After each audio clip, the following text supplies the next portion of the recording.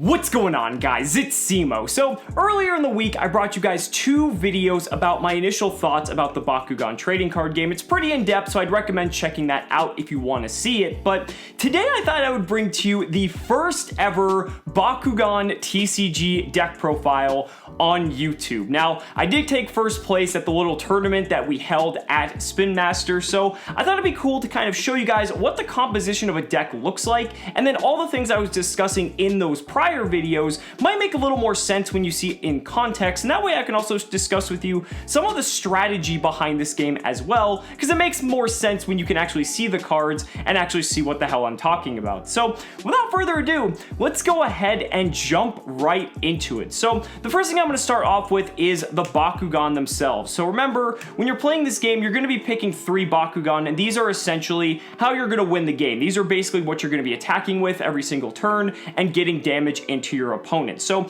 my starter kit had the Duelist Ultra, the Duelist, and the Fangzor. Now remember, each of these Bakugan has a B power rating, which is essentially like its attack power, which is basically whichever one is higher when it's battling another Bakugan is going to win that battle. It also has a damage rating here, so if a Bakugan wins the battle, this is how many cards your opponent's going to mill off the top of their deck. And if you mill them over, so if they have 4 cards left and you mill them for 5, then you win the game right there. So that's the basics of a card. There's also these symbols up here in the top, so these correlate to the specific Baku cores that you need to play, which open up the Bakugan. So if you play Duelist Ultra, you need to play a Bakugan that has, a Baku core that has a symbol with a shield and a symbol that has like a little helix, which I think I have one right here. So that's part of the strategy of it too, because these Baku cores have different abilities, so you might want to pick specific Bakugan that have specific cores depending on the type of playstyle that you're going for. Lastly though, the symbol up here in the top left is like your attribute symbol, so this is Pyrus or fire or red, whatever way you want to look at it. So just to give you the basic rundown anatomy of a card. So Duelist Ultra, it's only got 300 B power. It's actually pretty low. It's kind of average for like a standard Bakugan. 5 damage is pretty nice. I usually try to attack with this or the Duelist first, because that way, if you manage to get through, and even though the B power is low, they're not really going to have any way to stop 5 damage from getting in, and so it's a nice way to take an early lead. In addition to that, I also played a very aggressive deck, so I had a lot of 1 energy cards, so a lot of the times I was able to pump my Bakugan to win the battle no matter what, unless it was going up against something just absurdly powerful right out of the gate, which wasn't too frequently. Again, these are starter kits, so again, that was kind of like the early game plan, just to get some initial aggression and get some cards milled immediately in the first turns. Then there's Fangzor. So Fangzor is a little bit different because Fangzor has a B power of 600, which is really good. This is probably going to beat like almost any basic Bakugan, even some of the Evos as well, but it only has a damage rating of 1. Now, we can fix that problem, but even though if it's going to win a battle, it's not going to do a lot of damage. But my priority was to win as many battles as possible to get to the team attack, because remember, if you get to a team attack, whatever was the third Bakugan to attack after you've attacked with your previous 2, you're going to add up these damage ratings. So I'm going to be doing a minimum of 11 damage across these 3 Bakugan, and that's a lot. Not to mention there's modifiers on, like, let's say the back of the Baku core, so that would be +3, like that could be on the Duelist. The Hydrus might have like a +5, so then it just keeps going up, and then there's cards that modify those values as well. So I hope that gives you like a little bit of a basic rundown for that part. I can also show you guys the actual Bakugan themselves if you want to see that, because it is Bakugan, so we have the little balls here. Hopefully this picks up on camera, but so this is the Duelist. And let's go ahead and grab the Fangzor here. The Fangzor is really cool. It just like pops out, and it's like one of the easiest to put back together too, so I thought that was like super nice.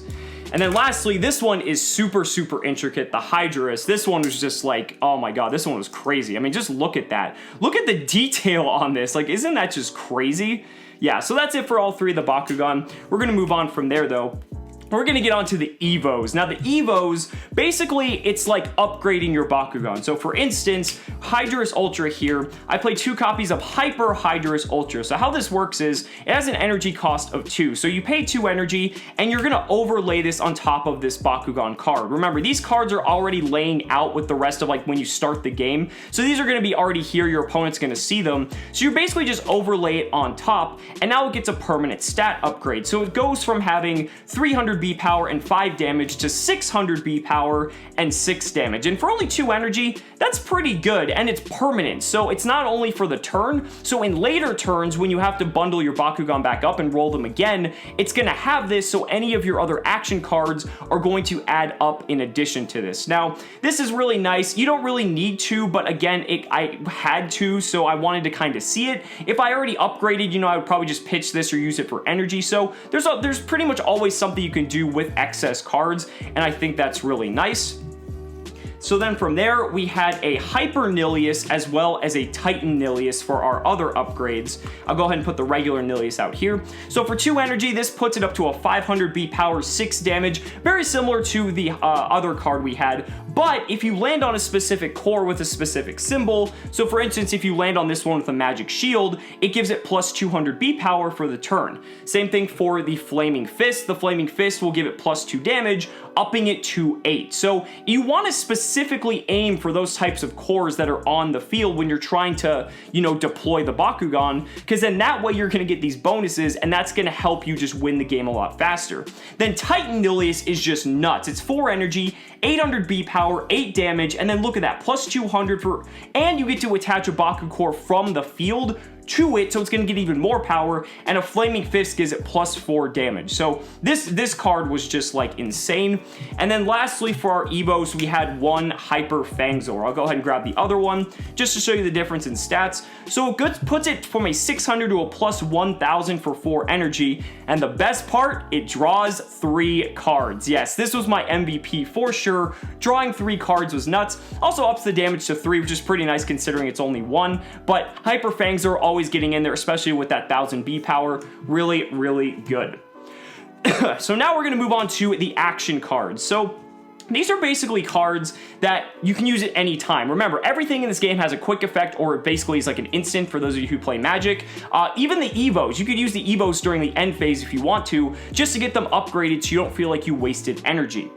So just some examples here. We're going to go through all of them, but so this is what a basic action card looks like. So for 1 energy, it would give one of my Bakugan plus 200, or I like this ability here, Flow. If you played another card this turn, plus 400 instead. So these can stack up really, really quickly, and I really love this ability. So I tried to play a lot of low-cost cards so I could capitalize on this ability. Inspire is really nice. It just gives it 1 extra damage, but I get to draw a card, so it's a cantrip, but getting that extra damage in just for a single energy is really, really nice, because sometimes there's a turn where you don't have to pump up your guys, but you want to use energy and maybe dig deeper into your deck for your Evos, so Inspire was really, really good. So 2 Tides, we played 2 copies of Inspire, 1 Flooding Waters. This card was kind of bad, but I really didn't know what else to put in just based off the cards I had. Basically, it just gives plus 200 B power for each Bakugan, so, or for each blue Bakugan, so I only have 1, so it really isn't that good, but if I had something else to replace it with, I probably would. It's really good if you play like all blue Bakugan though, because then it's plus 600 for 1 mana. You're locked into blue cards, but I mean, that's really, really good, and it kind of rewards you for that type of play.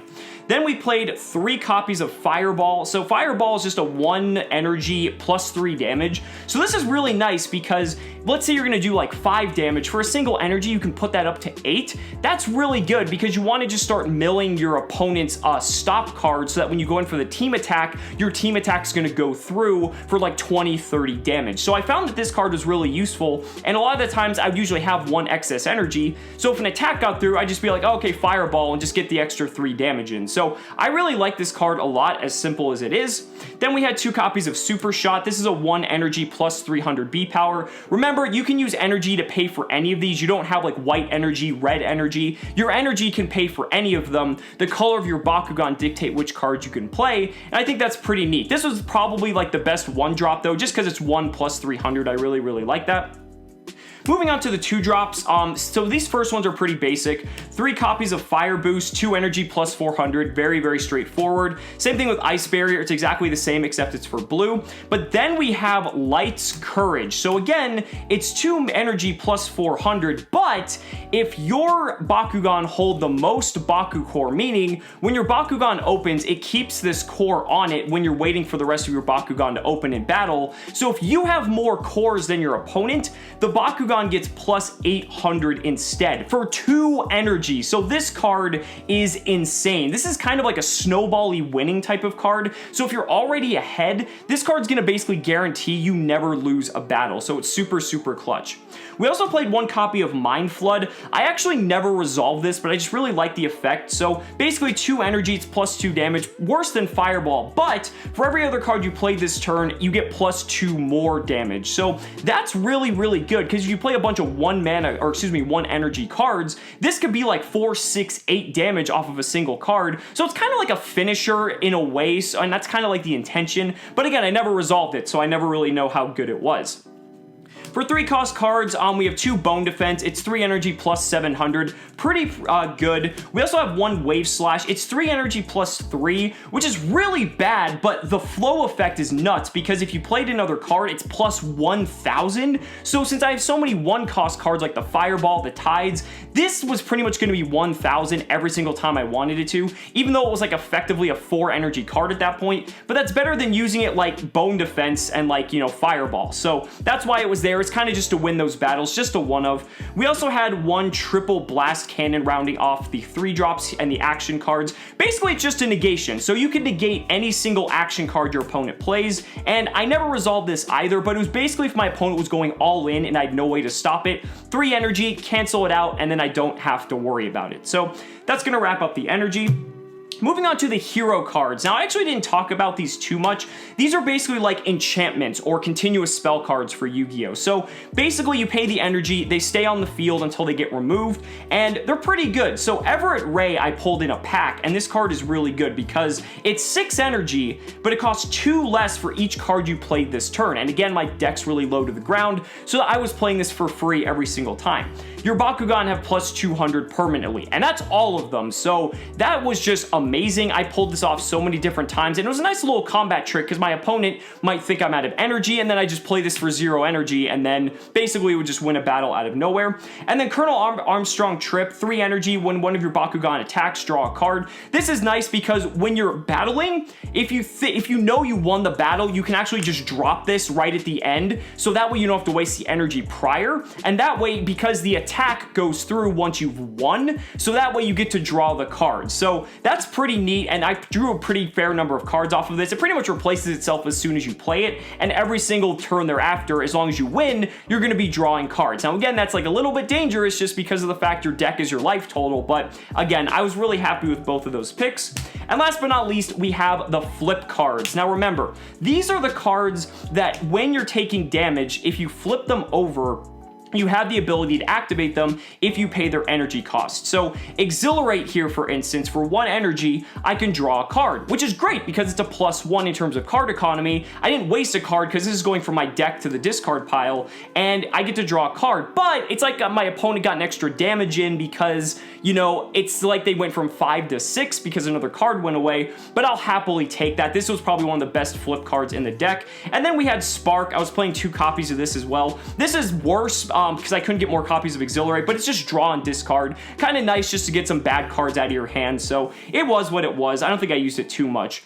And then we get to the best ones, so we have Block Outsiders here. This was a stop, basically meaning that if it flips up, I pay 3 energy. Assuming it's a non-red Bakugan, the attack would stop. So if I were to take like 20 damage and I flip this up on like the second card, I only take 2 damage instead of 20. So really, really good. I also had 2 Counter Outsiders, which is basically the exact same thing except for non-blue Bakugan. Same energy cost and everything. These were just like the best cards overall, just for stopping team attacks or really big damage attacks that were coming in.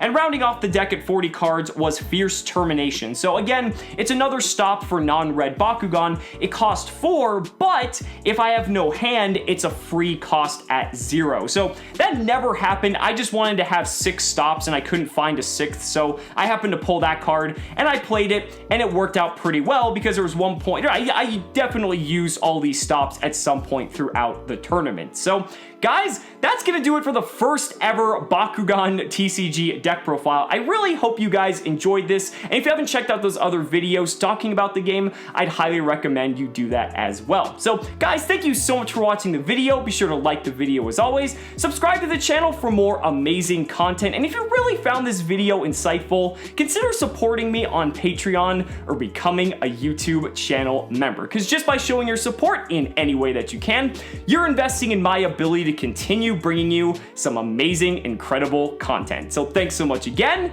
and we'll see you next time.